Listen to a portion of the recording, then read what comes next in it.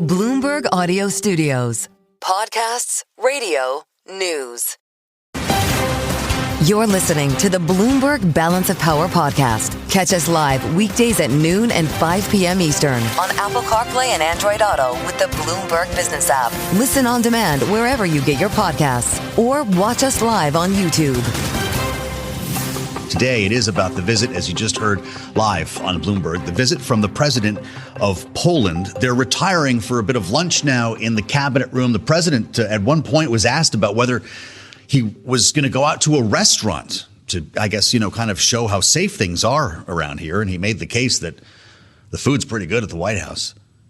If you've ever eaten in the White House mess, you know what I'm talking about. They know how to do it down there. So we'll see if anything comes out of this meeting, because it's not only geopolitics in the air, it is also Jeffrey Epstein. As I mentioned a bit earlier, there was a news conference up on Capitol Hill. Ro Khanna and Tom Massey, the D and the R, with a discharge petition, as they call it, that would force a vote on the floor to release the Epstein files. They are apparently 2 votes away, and they just held a news conference with Epstein victims.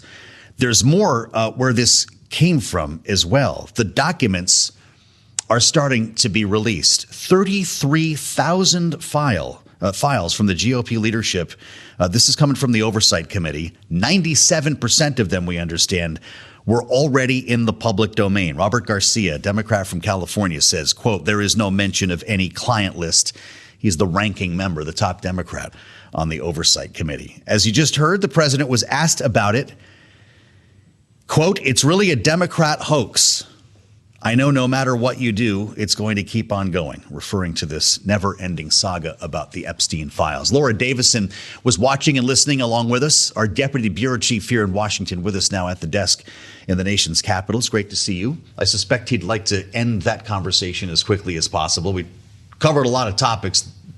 To call that a Democrat hoax while the victims are on the other side of town is an interesting choice. We're going back to this being a hoax now. Yes, and it's clear that Trump really still hasn't figured out how he wants to grapple with this politically. Mike Johnson tried to shut all this down by sending all the lawmakers home early at the end of July, early August. Really, what it turns out has happened is they just had more time to plan. So when they came back, Epstein has roared back with a vengeance. You have the Oversight Committee, who is releasing documents in tranches. As you mentioned, a lot of this was stuff that was already out there, but they're planning to release more. You have Democrats and Republicans in the House. This never happens.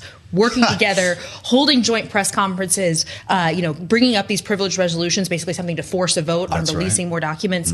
This is going to be a big problem that is going to not only sort of consume the political space, but also really push aside any of the policy stuff they wanted to do. They've been talking about, another budget bill. They all need to fund the government by the end of the month. They're talking about a DC crime bill. But while Republicans are at loggerheads over this, not a lot can happen.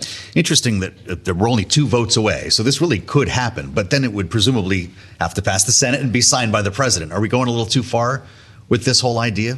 It's certainly possible. The Senate is a whole different beast. And senators are really, not focused on this issue as much. This is not divided Republicans the same way, and they're really focused on They've got a busy week. They've got RFK Jr.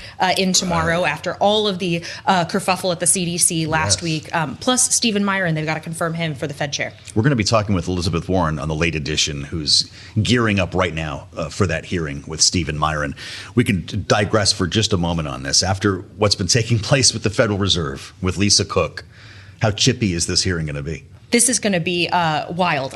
Meanwhile, just a bit of counter program. You have Bill Pulte, who has scheduled a press conference in Washington with more news on Lisa Cook. We don't know what this is. It could range from the very mundane to, perhaps another criminal referral. We have no clue. But this is going to be a lot of different things happening. Plus, tomorrow we may also hear from the judge about whether Lisa Cook can continue her work as a Fed governor while this proceeds. But you can imagine that tempers are going to be hot. And Stephen Myron, he's usually a pretty cool fellow, but a testy exchange with Elizabeth Warren could be something you see on your social media feed. Before we move to geopolitics, we're going to bring Nick Wadhams into the conversation. I want to ask you about crime. The president's saying, I want to go into Chicago. Yesterday, he said Chicago's next. But there was more today, Laura, because a lot of us have been asking, what about cities in red states? Do you actually plan to go to any of those metropolitan areas that have even worse crime rates than the city of Chicago?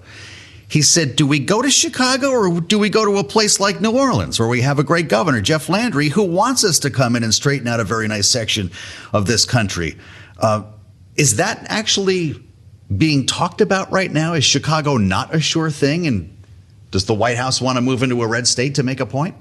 Trump still seems very focused on Chicago, but he's also thrown out Baltimore. He threw out today New Orleans. He seems to like sort of throwing out this, having this threat looming and making the state and local government scramble a little bit. This is also what he did with the universities of levering threats on them, having them sort of pre-make some concessions. And even if he still is going to go in, he's sort of already gotten them moving in the direction that he wants and can claim an easier win. Fascinating. You mentioned Baltimore. He said Governor Moore wanted me to go and walk through Baltimore with him. Remember they had their little social media spat. I said, I think I'm a brave guy, but there's no reason to be stupid. Maybe he'll go to Baltimore for dinner after the National Guard. But we'll see about that, Laura. Okay, geopolitics. That was the point of this. The president of Poland in the Oval Office. And I want to add the voice of our colleague Nick Wadhams, Bloomberg's national security team leader, is also with us here at the table. We've got the best of Bloomberg in Washington today. Nick, thanks for joining here. This was an individual who was endorsed, if you will, by MAGA and is a Trump favorite.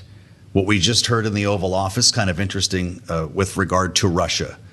The potential for a second or third phase of secondary sanctions or tariffs, as he puts it. What's he talking about? What might we see in the next few days? Well, that is a great question. The president has, I think, been deliberately vague about what he might plan for Russia. So the suggestion there is that he has a very detailed plan that he would be willing to spool out if Russia doesn't come on board and agree to what the administration sees as this crucial meeting with the Ukrainian President Volodymyr Zelensky. The challenge is when you really try to bore down and get details, it's not really clear what exactly they have in mind. So I think the idea would be potentially secondary tariffs, so tariffing China potentially because it imports Russian oil. But, we've also been told, some of our reporting is essentially that the administration recognizes that would be a potentially poison chalice because, if you really go after China, you start to potentially have big problems with the global economy. So it's another situation where the president is making a threat, but the follow through very uncertain at this point. Well, I'm going to ask you more about China because the visuals coming from China are wild this week. With regard to Putin, let's listen to what Donald Trump actually said when he was asked about the president of Russia a short time ago. Listen. I have no message to President Putin. He knows where I stand, and he'll make a decision one way or the other. Whatever his decision is, we'll either be happy about it or unhappy. And if we're unhappy about it, you'll see things happen. So this is interesting because Vladimir Putin is in China right now, as we mentioned. This is quite the post on Truth Social last night. The president writes, the big question to be answered is whether or not President Xi of China will mention the massive amount of support and blood the U.S. gave to China in order to help it secure its freedom from a very unfriendly foreign invader. He's referring to the military parade over there celebrating China's conquests in World War II. He's appearing with Vladimir Putin.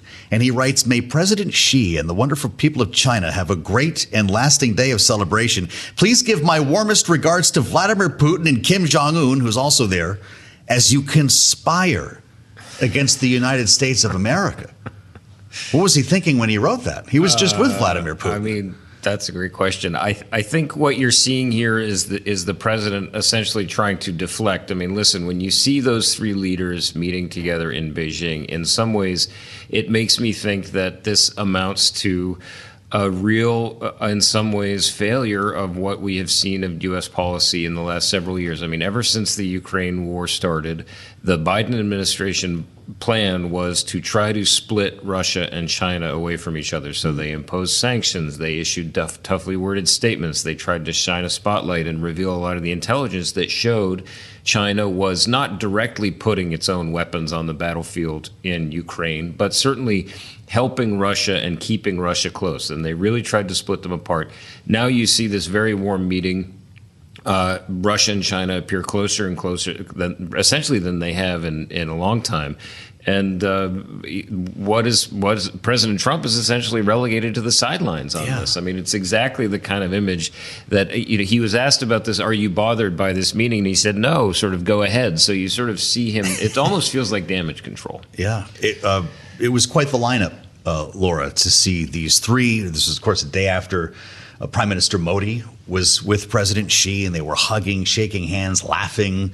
the big meeting in the limousine. Is that what it was? Donald Trump saw the meeting in the limousine and started to feel like he was missing the party here. And I'll remind everyone, the president of South Korea was in town. It was just 2 weeks ago. The first thing he talked about was how close a friend he is with Kim Jong Un, who we're looking at right now on YouTube. Does he feel left out? He certainly doesn't like missing a party, and he certainly doesn't like missing one with the optics of that. That's a really big red carpet. Trump loves those big grand spectacles. He is less inclined to go to some of these big, the G20 and other those. He doesn't like hanging out there for a whole long time. But when it's these very powerful people who he has looked up to and at times been very expressed a lot of admiration for, this is something that is clearly bothering him. He was very quick to deflect, and almost one doth protest too much. Boy, I'll tell you. Remember the axis of evil? President George W. Bush. What was it then? Iran, Iraq. I can't even know. North Korea. You look at these three here. You've got Russia, China, North Korea. Is this the new axis? Is this like the Mount Rushmore of bad guys? I mean, I don't think we should, to give the president too much the benefit of the doubt, but we shouldn't also discount the possibility that this is a meeting that is really designed to project a degree of unity that is not actually there. Yes, there is a lot of cooperation between Russia and China. Correct. I mean, there is cooperation between Russia and China.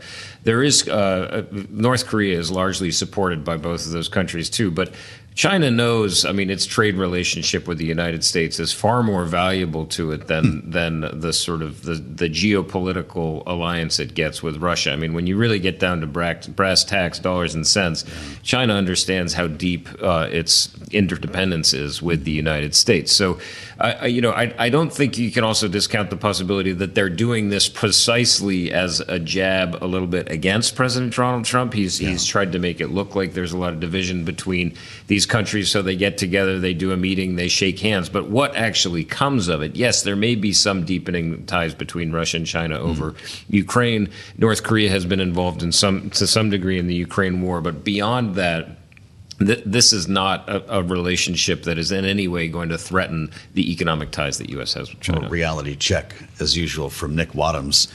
We didn't get a military parade, guys, but we got a flyover. Did you see that from when the president of Poland arrived? We got a flyover of F-35s, then another one F-16s, missing man for. He loves the flyover. That's just part of the trick now? When the president's out with a world leader, we get a flyby? I think this is a classic example of a second-term president. He suddenly knows all the buttons. He knows who to call. To press to have a big parade. That includes the Diet Coke button. Great conversation. Nick Wadhams, Laura Davison, the best of Bloomberg here in Washington. Many thanks to both of your insights. Stay with us on Balance of Power. We'll have much more coming up after this. You're listening to the Bloomberg Balance of Power podcast. Catch us live weekdays at noon and 5 p.m. Eastern on Apple CarPlay and Android Auto with the Bloomberg Business app. You can also listen live on Amazon Alexa from our flagship New York station. Just say, Alexa, play Bloomberg 1130. Indeed, Vladimir Putin is on President Trump's mind, having seen the images of Putin alongside President Xi and Kim Jong Un. Donald Trump was asked about Vladimir Putin and the war in Ukraine at the beginning of this Q&A. Here's what he said. I have no message to President Putin. He knows where I stand, and he'll make a decision one way or the other. Whatever his decision is, we'll either be happy about it or unhappy. And if we're unhappy about it, you'll see things happen. Let's bring in Jane Harman on this conversation, the chair of the National Defense Strategy Commission, former ranking member of the House Intelligence Committee. Jane, it's great to have you back on Bloomberg TV and radio. We've been talking about this on the regular since Russia invaded Ukraine. Will Donald Trump end up being disappointed in Vladimir Putin? I have no idea whether he'll be disappointed, but he's been on both sides of this issue for months, and it's time for him to pick a side. And the right side is to stand with Europe. I'm very glad he's meeting with Poland, and to let Lindsey Graham and the Graham-Blumenauer bill pass the Congress. It's overwhelmingly supported, and it would impose secondary sanctions across the board on countries that are dealing in oil with Russia. It's been the right thing to do forever, and Trump is not making the decision. So I'm a little confused maybe, but disappointed that we keep moving the goalpost over and over and over again. One thing I would say is that the stakes get higher and higher. It's almost the end of summer. When the snow comes, a lot of what Ukraine can do will not work anymore. Drones, yes, but supplies are running low. The U.S. government may close, God forbid, at the end of September because we don't have a budget. And there is still enormous ambivalence in Trump's base about what to do about Ukraine. I'm not ambivalent. Ukraine is a democratic country invaded by Russia. And if Putin gets away with this, he goes straight into Europe. And we just saw that Poland was increasing military drills because there were air attacks in western Ukraine, which is very close to eastern Poland. One more comment. Poland has taken in so many Ukrainian refugees, starting at the beginning and assimilating them. I don't think any other country has been as generous, and we really, really owe a lot to Poland. Jane, you mentioned a key piece there, which is those secondary or even tertiary sanctions when it comes to really targeting who is going to be buying oil from Russia. There are still countries in Europe that are very much dependent on those exports, even 3 years from the war. Could they be on that list of countries at the White House that could face those targets? Well, I think it'd be hard to exempt them. I mean, there are oil resources available elsewhere, including from the United States. I mean, we've been talking about this forever, oil and fuel resources. And we have a surplus, notwithstanding some of the rhetoric around, and we could expedite shipping some of it to Europe. So I'm not sympathetic. I think this war has to end, but it has to end on Ukraine's terms. One more thing. I read that Putin said he'll meet with Zelensky if Zelensky comes to Russia. That's Zelensky's choice. But why would he do that? Russia's the aggressor in violation of international law and has been every single night killing Ukrainian children and bombing schools and kidnapping hundreds of children. I would think it goes the other way. Putin should be coming to Ukraine and asking for something reasonable. Jane, what did you make of the president's remarks about our troop presence in Poland, knowing that at times the president may have been listening to Vladimir Putin on this issue? Russia would love U.S. troops to be out of Eastern Europe. And he said he has no intention of reducing the number of troops in Poland. Quote, they've always wanted to have a larger presence. We have some countries that have more, not too many. But no, they'll be staying in Poland. Is that a turn based on the way the president is feeling about Vladimir Putin over the past couple of days? Well, again, this is what he said today. What's he going to say tomorrow? But if it were up to me, darn well keep those troops there. Keep our coordinating base that provides intel and strategy into Ukraine in Germany. I visited it. It's in Wiesbaden, very impressive. And the U.S. is part of NATO. The defense of Europe is part of our commitment. And if we don't defend Europe, I think we leave ourselves vulnerable. And we, again, violate our fundamental values, which are to uphold the rule of law. That's how we win against China and these other countries. We have values. They don't. They're just thugs. And I don't want my country to become like them. I want my country to be the shining city on the hill, which is what Ronald Reagan said it was.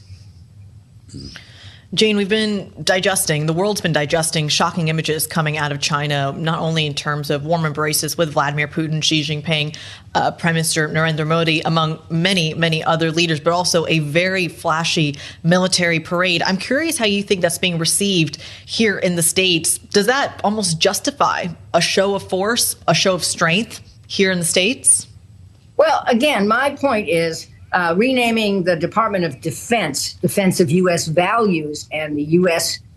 Soil, the Department of War communicates the wrong message. We haven't done it yet. I hope we don't do it. Matching widget to widget with China is not going to win. I mean, China's now has a broad appeal around the world, including an economic appeal. To remind, we have pulled out of Africa. We have closed and defunded our soft power, including USAID and parts of the State Department. We're reducing our ability to compete with China on using all elements of national power, which was what this Commission on National Defense Strategy recommended. If we just become the war machine, we're going to invite war. And that is exactly not what we should be doing. You probably saw the president's post on Truth Social as he was watching the parade that Creedy mentions. This was a post aimed at President Xi. Jane Harmon, he wrote in part, "Please give my warmest regards to Vladimir Putin and Kim Jong Un as you conspire against the United States of America." What's the conspiracy? Well, Putin said Trump has a sense of humor. I thought it was a snide comment. I don't know what was in Trump's head, but I can't imagine, again, that he really means what that says. And he's got to pick a side. Why don't you pick the side of American values and American democracy, which has been so valuable for almost 250 years, not just since World War II, but let's understand people want to come here. They don't want to line up and go to China or Russia. And Russia has devastated its economy by this wrong-headed war. Putin's only alive in this war because he's being bailed out by China and North Korea. They all have nukes. That is very scary. But the right answer is to promote American values. That's how you promote American power. That's how we will win. Jane, I want to take the conversation back to Ukraine if we can. As you were speaking, we were getting headlines coming from the Elysee, from Emmanuel Macron speaking alongside Vladimir Zelensky in Paris. Emmanuel Macron saying Europeans are ready to provide security guarantees to Kyiv. In your opinion, can the Europeans do it alone? Well, they can do a lot of it, and I want to salute the leaders of Europe who have not backed down and have consistently taken the right side of this issue. They can do a lot. They can provide troops. They can provide training. They can't provide all the intel that we can provide, but they can, as they have claimed to be doing, I hope they're doing it, use at least the interest from the seized Russian assets to fund military assets into Ukraine. I'm devastated that it turns out the Trump administration has been telling Ukraine for months, not telling us, but it leaked, I guess, a week ago, that those long-term assets, the ATACMS, the long-range missiles, cannot be used to attack Russia. Why can't they? Russia's using military airfields to attack Ukraine. We're not talking about bombing kids in Russia, which is what Russia's doing to Ukraine. We're talking about measures to take out the offensive weapons that Russia is using against Ukraine. So I'm hoping that somehow Europe will be able to help with this and that President Trump will figure out that the right side of this, to be on, is to keep the commitments that he personally made. And he's meeting with Zelensky, I gather, later this week, and to tell Zelensky, okay, the Lindsey Graham Blumenthal bill is passing. Congress wrote it, and I can't veto it. And this is how we're going to stand with you and prevail for democracy.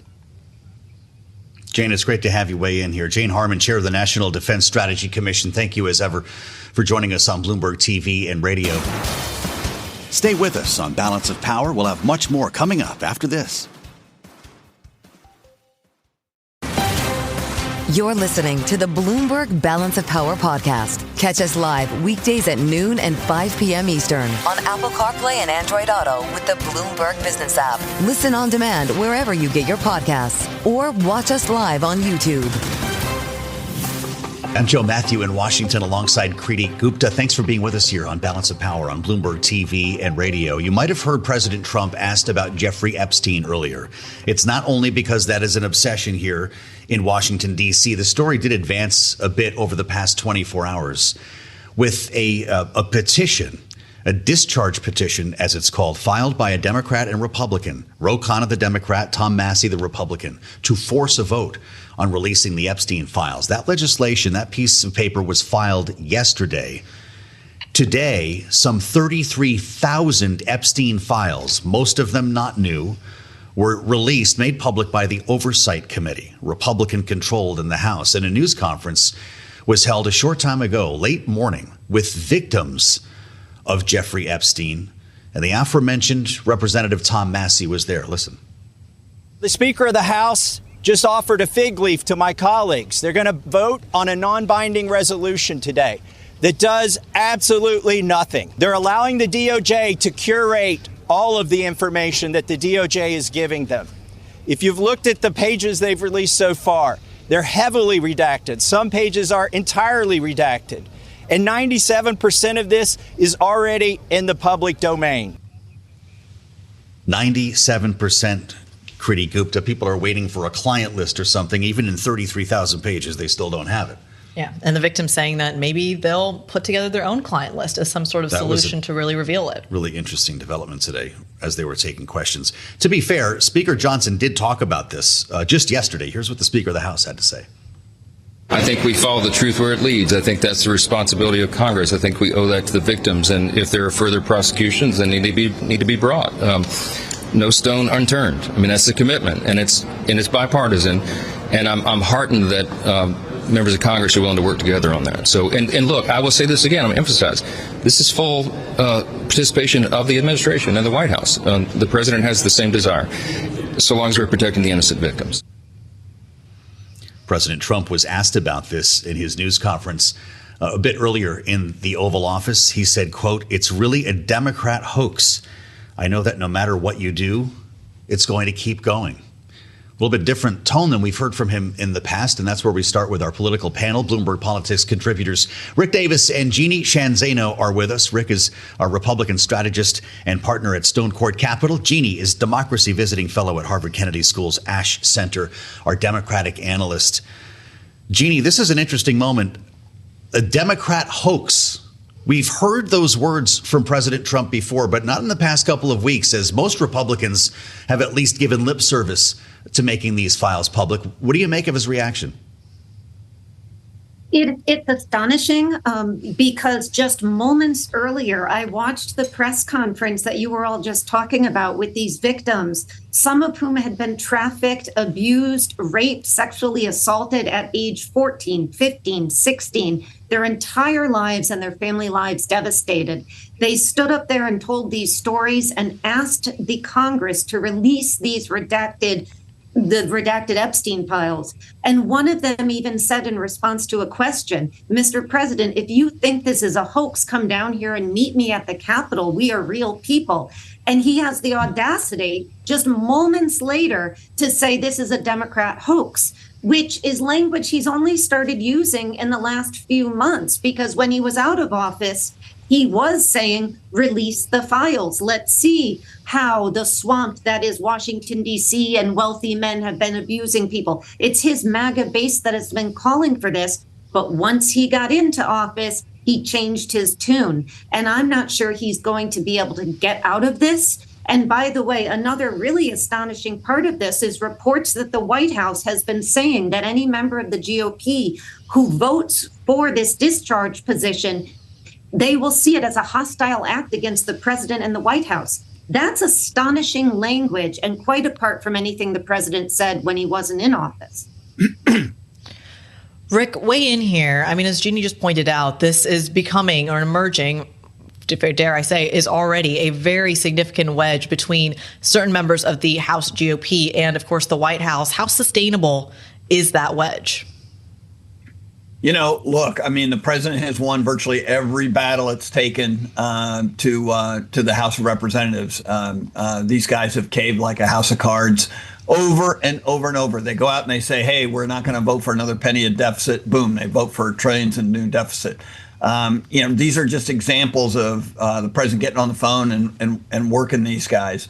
And by the way, that's not exclusive to this president. I mean, this happens in virtually every Congress. But I would say the willingness for House Republicans to cave to the president's desires is pretty significant.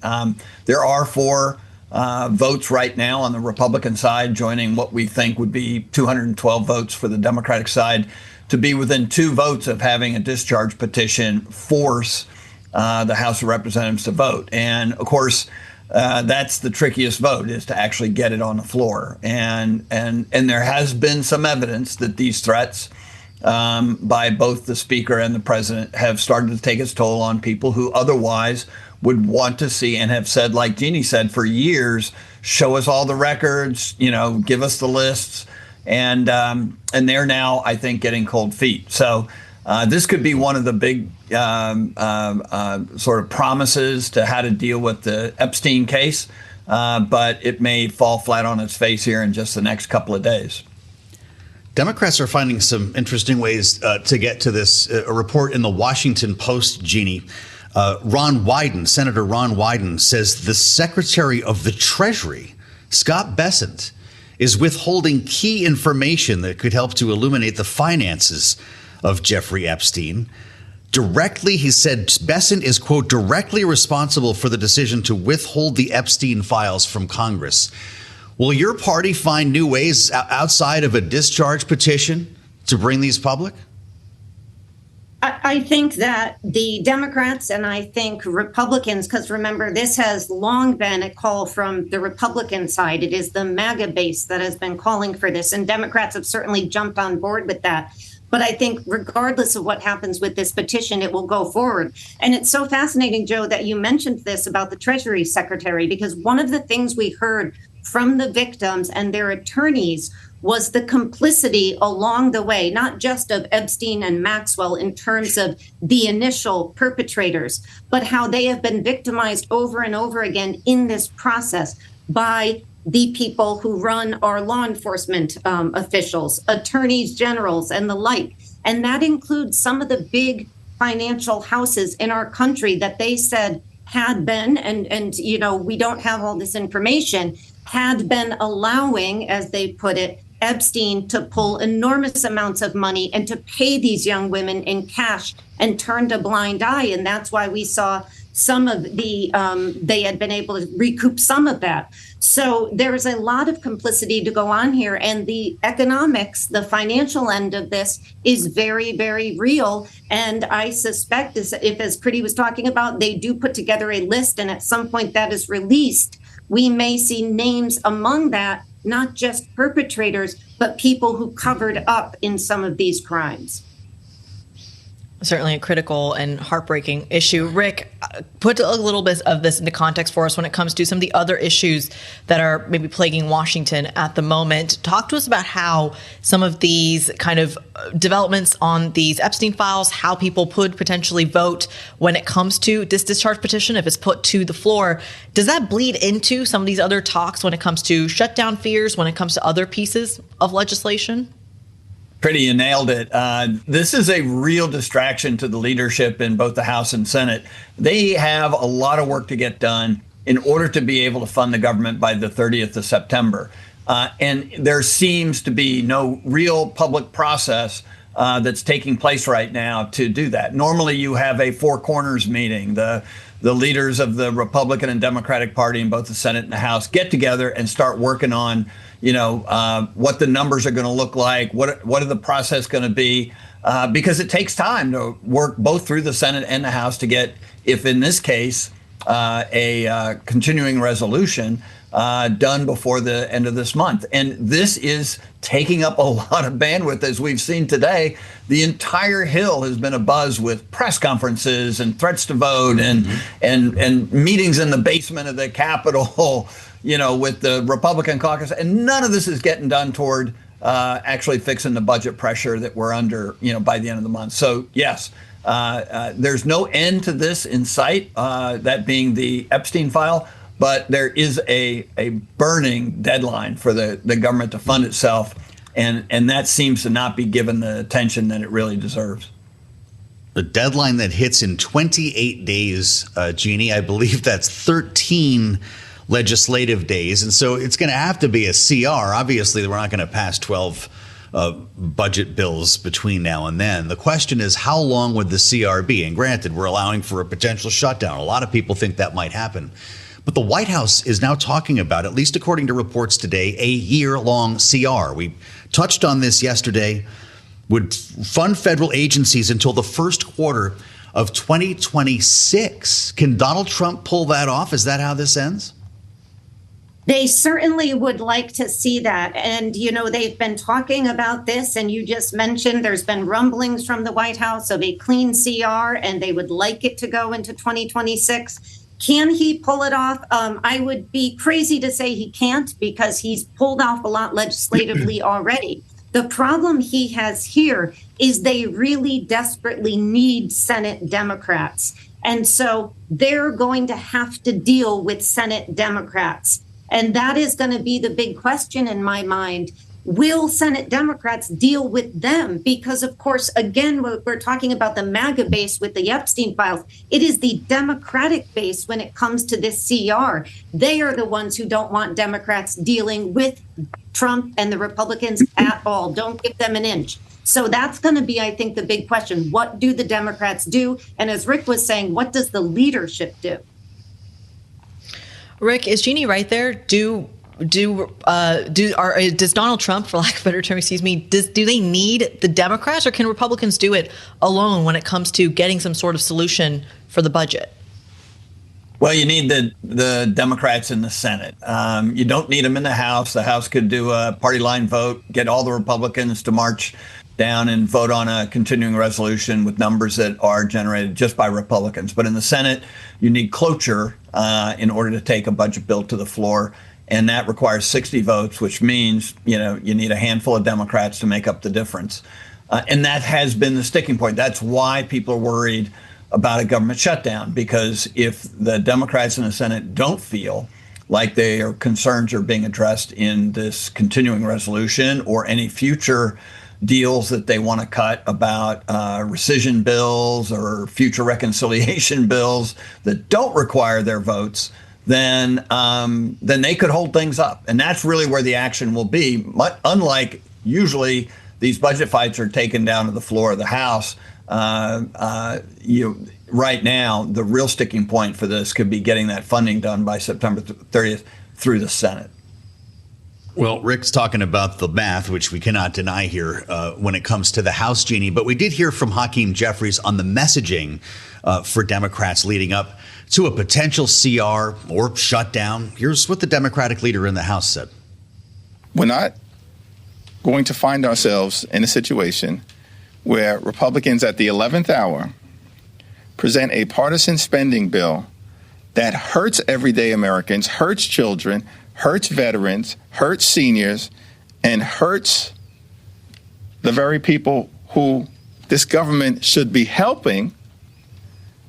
And then Republicans expect that we are just going to fall in line like they do all the time to Donald Trump's extreme agenda. That's not happening.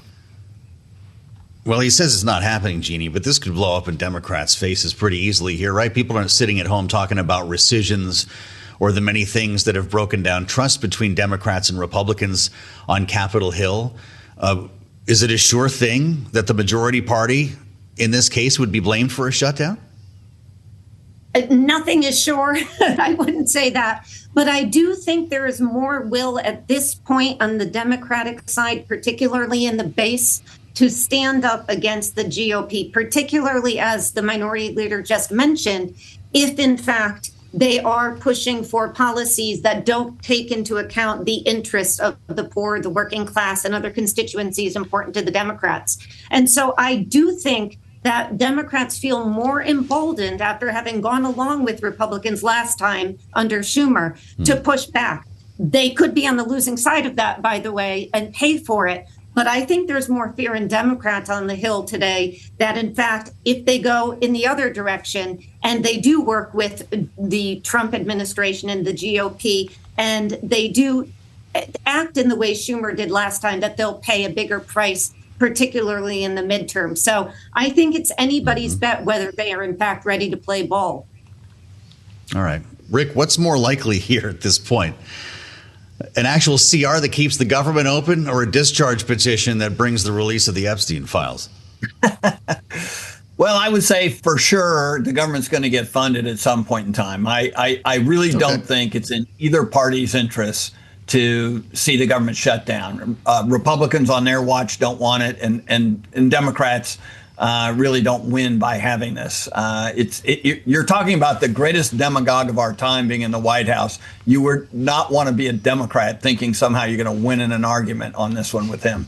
And so I do think that's likely to occur, even if it's a last minute deal. But the Epstein thing, look, I give Trump enormous credit for having wrangled the House Republicans over and over and over again to meet his requirements. And I have absolutely no doubt that he'll do this again. In this case, I do think he stands some risk of injuring his own political credibility by doing it. Well, just want to let our listeners and viewers know that we're going to bring you shortly an important conversation live from Boston. The mayor, I should say the governor of Massachusetts. I should stick with the state, not the city, although they are in Boston. Maura Healey is going to be here for an important conversation with Bloomberg in just a couple of moments. And it's important in part, Jeannie, because there was a big headline about Massachusetts today that came from the White House. The Trump administration is planning to reconsider a permit and may well, in fact, yank approval of a large wind farm off the coast of Massachusetts. The Interior Department, of course, would be in charge of this, intends to review the project's approval issued in the closing days of the Biden administration. We know a lot about Donald Trump's aversion to wind. Is this something that he can kill from the White House? Yeah, I think he likely could. I'm certain there'll be a fight over it. It is not a big shock given to your point, his aversion to it. But I am so curious to hear what Governor Healey has to say about it. She is a fascinating up and coming star, I think, in the Democratic Party. And she's been a fascinating governor. And she is a very moderate voice in the Democratic Party. The Interior Department, Rick, is asking a federal court to pause the city of Nantucket's challenge here to South Coast wind development, since the Trump administration intends to ask that the matter be sent back to the Interior Department. It's a bit of procedural legalese, a little bit of muck there. But in this filing, the administration is looking for the court to rule on this so-called voluntary demand request. Is this the end of wind energy as we know it in America? Well, if you listen to President Trump, he certainly has been railing about it, blaming bird strikes and all other sorts of aesthetic issues against it. And look, I mean, to me, this is all about the businesses that were created over the last 2 decades to actually give us renewable energy. What are they going to do if this gets canceled? They've invested hundreds of millions of dollars in these projects, and the government's going to pull the rug out from under them. Are they going to be compensated for their losses? I doubt it. We're going to have another lawsuit against the federal government. What do we need that for? So I think the incredible disruption that occurs by taking these things out of useful purpose, especially when they are getting toward the end of their development period, is just needless. I struggle to understand the economic reasons why this would be the case. Thanks for listening to the Balance of Power podcast. Make sure to subscribe if you haven't already at Apple, Spotify, or wherever you get your podcasts. And you can find us live every weekday from Washington, D.C. at noontime Eastern at Bloomberg.com.